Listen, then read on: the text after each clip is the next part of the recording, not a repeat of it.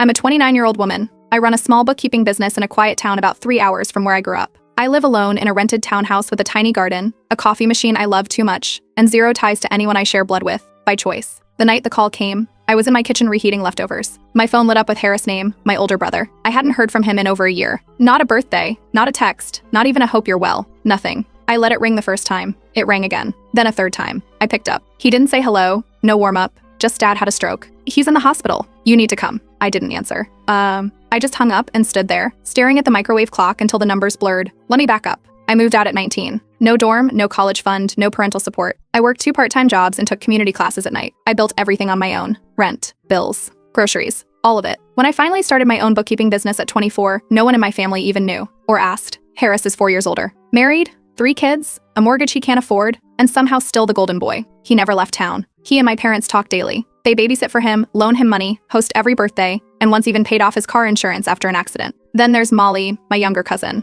Her parents split when she was a kid, and somehow she became their bonus daughter. She had a bedroom at their place and a seat at every holiday dinner. They called her their girl in front of me more times than I can count. Meanwhile, I was introduced at weddings or cookouts as our daughter who moved away, always with a tone, like I'd abandoned them. When I visited, on my own dime, always uninvited, I was met with lukewarm hugs and casual jabs. I remember asking my mom once why she didn't tell me about a big family reunion they held. She blinked and said, "We assumed you'd be too busy." My father didn't speak much. Not to me anyway. He missed my high school graduation. So, didn't call when I got promoted. When I sent him a picture of my first office, he replied, "Must be nice." That was it. Still, I kept trying. For years, I called every other week, sent Christmas cards. They drove in for birthdays when I could, but I was always the extra, the outsider. Eventually, I stopped calling. No fight, no drama, just silence. That was over a year before Harris called. After I hung up that night, I didn't cry. I didn't text anyone. I just stood there, letting the microwave beep in the background. I thought about that phrase, "You need to come." Where was that urgency when I was barely getting by at 20, eating ramen and skipping heat to pay rent? Where was that "we all need you" energy when I was sick with the flu and had to take an Uber to the ER because I didn't have family nearby? They never needed me until it was convenient.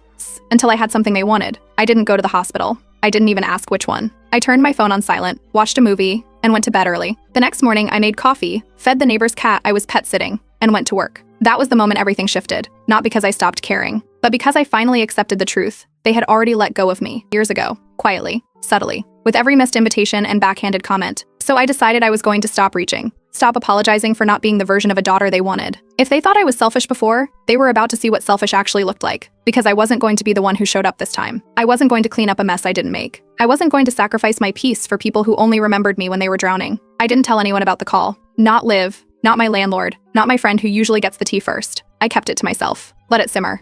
And while they scrambled to figure out hospital forms and insurance claims, while they sat in waiting rooms refreshing their phones,